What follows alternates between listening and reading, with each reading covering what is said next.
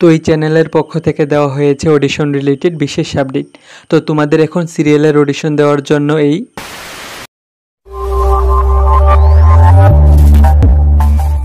Hello everyone, welcome to all in this channel join to acting. তো আজকে তোমাদের জন্য একটি বিশেষ আপডেট নিয়ে এসেছি। তোমরা যারা নতুন টিভি ইন্ডাস্ট্রিতে, তো তোমাদের বিভিন্ন সিরিয়ালে বা ফিল্মে অডিশন দেওয়ার আগে এই জিনিসটা জানা থাকা অবশ্যই দরকার। এবং এখন ফেসবুকে বা বিভিন্ন সোশ্যাল মিডিয়াতে দেখবে প্রচুর অডিশন আপডেট দেওয়া থাকে এবং এর মধ্যে বেশিরভাগ অডিশনই থাকে ফেক।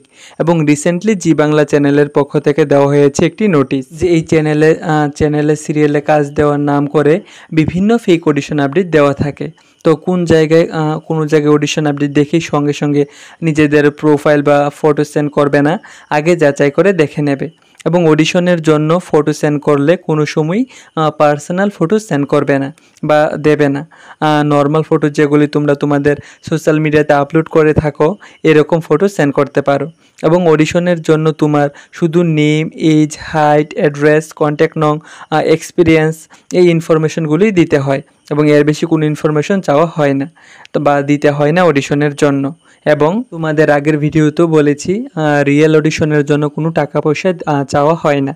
কারণ তুমি ভেবে দেখো, কোনো সিরিয়ালে বা ফিল্মের অডিশন নেওয়া হয় কারণ তাদের কোনো ক্যারেক্টার দরকার সিরিয়ালে বা ফিল্মে। তো তারা টাকা কেন চাইবে? তাদের অ্যাক্টর দরকার। তো ডিরেক্ট প্রোডাকশন হাউস থেকে বা কাস্টিং ডিরেক্টর যে ডিরেক্ট অডিশন আপডেট দিয়ে থাকে এর জন্য কোনো টাকা দিতে হয় না।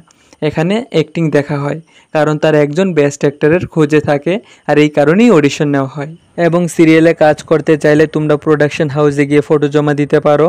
তো যখন কোনো ক্যারেক্টারের প্রয়োজন হয় তো অডিশনের জন্য ওখান থেকে কল করা হয়। আমি তোমাদের এই চ্যানেলে বিভিন্ন ডিরেক্টরের নাম, বিভিন্ন প্রোডাকশন হাউসের নাম, বিভিন্ন ফিল্ম প্রোডাকশন হাউসের নাম, কোথায় গিয়ে ফটো জমা দেবে, কীরকম ফটো জমা দেবে, এবং কোন প্রোডাকশন হাউস কী সিরিয়াল তৈরি করছে ইত্যাদি টপিকের উপর ভিডিও বানিয়ে রেখেছি। তোমরা চ্যানেলে গিয়ে দেখে নিও। এবং তোমরা রিয়েল অডিশন আপডেটগুলি কোথায় পাবে এর উপরও ভিডিও বানানো আছে, তোমরা পরে গিয়ে দেখে নিতে পারো। এবং তোমাদের বিভিন্ন ডিরেক্টরের নাম, বিভিন্ন কাস্টিং ডিরেক্টরের নাম, বিভিন্ন প্রডিউসার, রাইটার এদের নাম এবং তাদের তৈরি বিভিন্ন সিরিয়ালের নাম ইত্যাদি টপিকের উপর কিন্তু ভিডিও বানিয়ে রেখেছি, তোমরা চ্যানেলে গিয়ে দেখে নিও। এবং এই নামগুলি জানা থাকলে তোমাদের আরও বুঝতে সুবিধা হবে বা তোমাদের এই ইন্ডাস্ট্রি সম্পর্কে আরও নলেজ বাড়বে। তো তোমরা ভিডিওগুলি চ্যানেলে গিয়ে দেখে নিতে পারো। এবং সিরিয়ালে বা ফিল্মে বা ওয়েব সিরিজে কাজ পেতে গেলে তোমাদের এই জিনিসটা কিন্তু অবশ্যই বুঝতে হবে যে কাস্টিং ডিরেক্টররা অডিশন কিভাবে নিয়ে থাকে।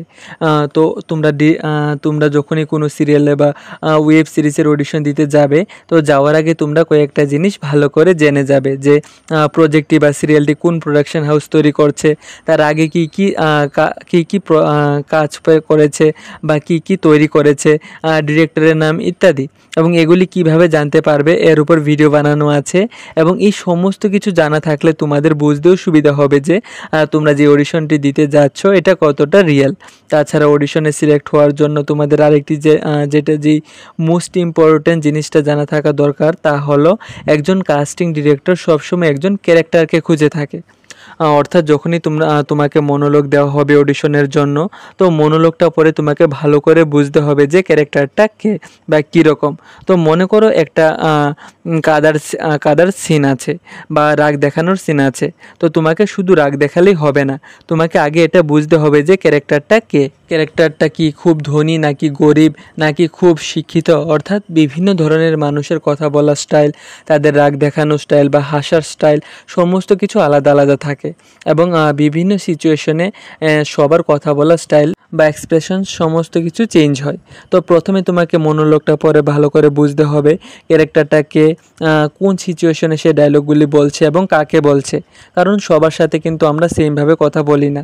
যেমন বন্ধুর সাথে একরকমভাবে, ফ্যামিলির সাথে একরকমভাবে, টিচারের সাথে আরেক রকমভাবে। অর্থাৎ তোমাকে বুঝতে হবে ডায়লগগুলি কাকে বলছে এবং তোমাকে এই সমস্ত কিছু বুঝে তারপর ডায়লগ বলতে হবে, এক্সপ্রেশনস দিতে হবে। এবং কাস্টিং ডিরেক্টররা এই জিনিসটাই চেয়ে থাকে অ্যাক্টরসদের কাছে। এবং যারা এই জিনিসটা ফুটিয়ে তুলতে পারে সুন্দরভাবে অডিশনে তাকেই সিলেক্ট করা হয়। তো এটা মোস্ট ইম্পর্ট্যান্ট। এবং নেক্সট হলো টাইম মেনটেন। প্রত্যেকটা শুটিংয়ে কিন্তু সময়ের খুবই গুরুত্ব থাকে। তারা যেই কল টাইম দেবে তোমাকে এর মধ্যেই উপস্থিত থাকতে হবে।